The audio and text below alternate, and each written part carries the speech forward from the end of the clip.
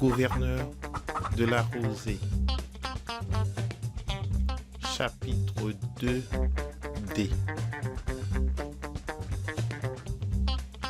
Gouverneur de la rosée.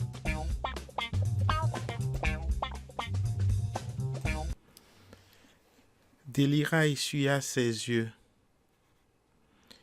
Hier au soir, j'étais assise là où tu me vois.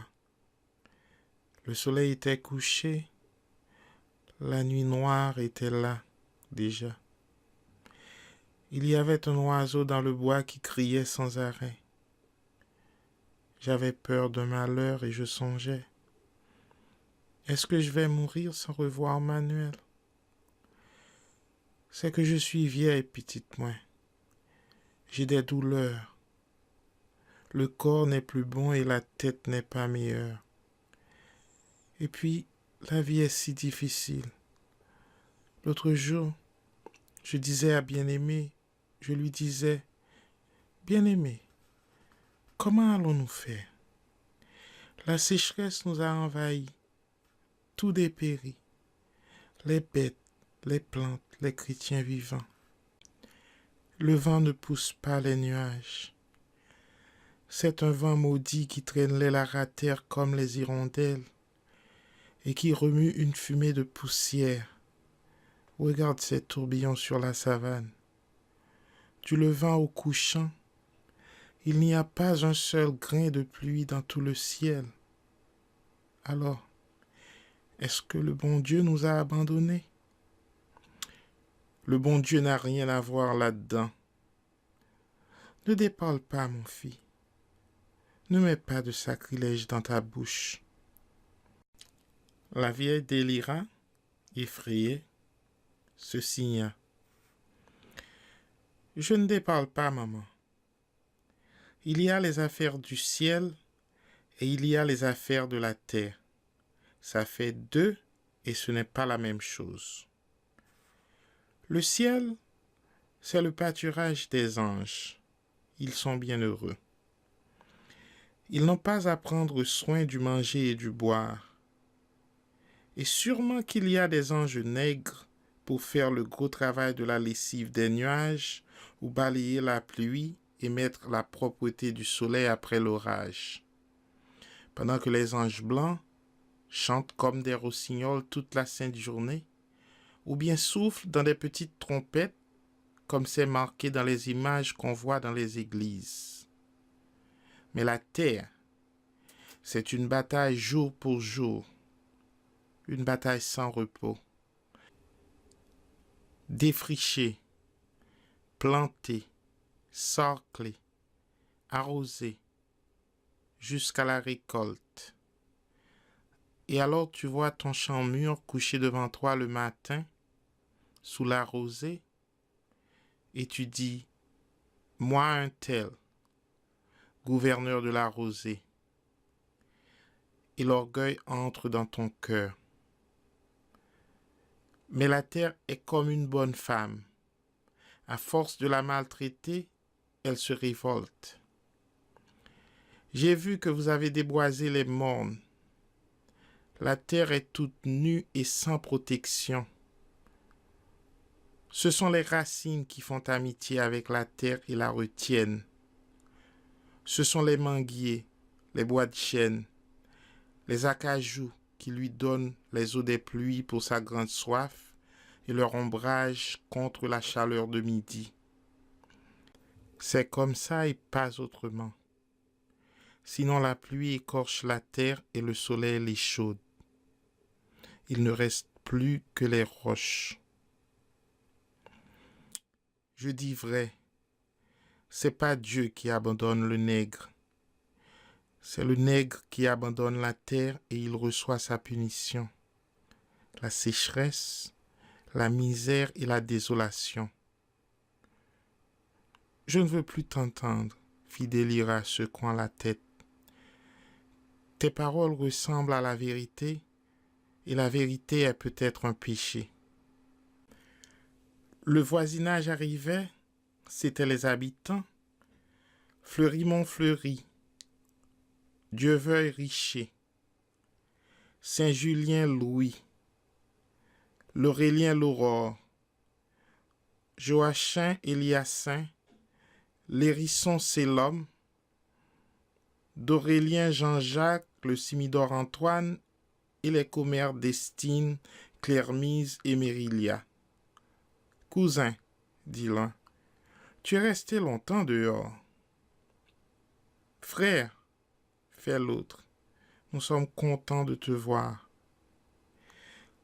Et un troisième l'appelle beau-frère, et tous lui prennent la main dans leurs grandes mains rugueuses de travailleurs de la terre. Destine le salut d'une révérence. C'est pas pour te faire un reproche, mais Délira se rongeait les sangs, la malheureuse. Et Clermise l'embrasse.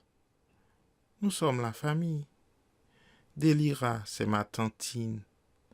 L'autre jour, je lui racontais un songe. Je voyais un homme noir, un homme de grand âge. Il était campé sur la grande route, là où elle croise le chemin des Lataniers, et il me dit « Va trouver Délira ». Le reste, je ne l'ai pas entendu. Les coqs chantaient, je me suis réveillé.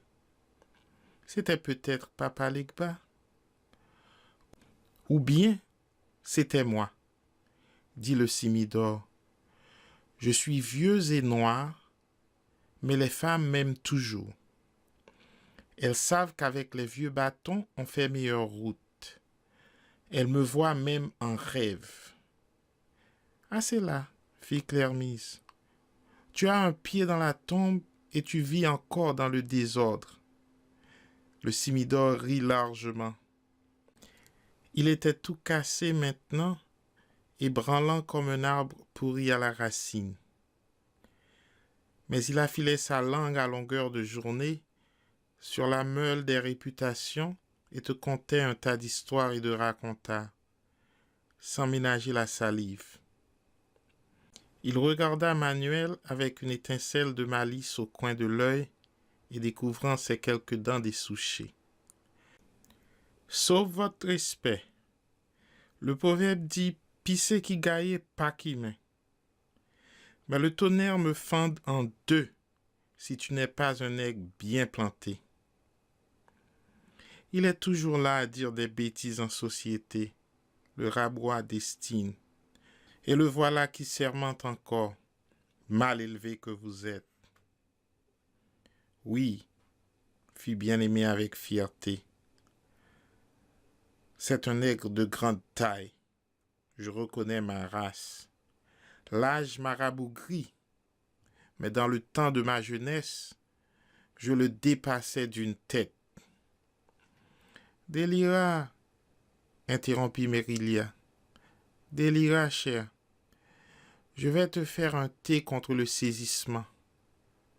Tu as eu ton compte d'émotion aujourd'hui. Mais Délira contemplait Manuel, son front dur et poli comme une pierre noire, sa bouche aux plis têtus qui contrastait avec l'expression voilée et comme lointaine de ses yeux. Une joie un peu douloureuse remuait dans son cœur ainsi qu'un enfant nouveau. Bon, commença l'Aurélien Laurore. C'était un habitant trapu, lent de mouvement et de langage. Quand il parlait, il fermait les poings comme pour retenir le fil des mots. Bon, on dit comme ça que dans ce pays de Cuba, il parle une autre langue que nous autres, comme qui dirait un jargon. On dit encore qu'il cause si tellement vite que tu peux ouvrir tout large le pavillon de ton oreille. Tu ne comprends rien à rien. À croire qu'ils auraient monté chaque parole sur les 4 roues d'un cabriolet à toute course. Est-ce que tu la parles, cette langue-là?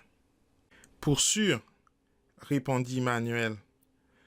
Et moi aussi, cria le Simidor. Il venait d'avaler coup sur coup 2 verres de clairin. J'ai traversé plusieurs fois la frontière. Ces Dominicains-là, ce sont des gens comme nous-mêmes, sauf qu'ils ont une couleur plus rouge que les nègres d'Haïti, et leurs femmes sont des mulâtresses à grandes crinières. J'ai connu une de ces bougresses. Elle était bien grasse, pour dire la vérité. Antonio, qu'elle m'appelait. Voilà comment elle m'appelait. Eh bien, question de comparaison avec les femmes d'ici, rien ne lui manquait. Elle avait de tout et de bonnes qualités. Je pourrais faire un serment, mais Destine me criera après. Destine chérie, ce n'est pas la langue qui compte, non, c'est le reste, tu peux me croire. Il étouffa un petit tout-sautement hilar. Je ne suis pas ta chérie, et tu es un vagabond, un homme sans aveu. Destine était hors d'elle-même, mais tous se mirent à rire. C'est Antoine quand même.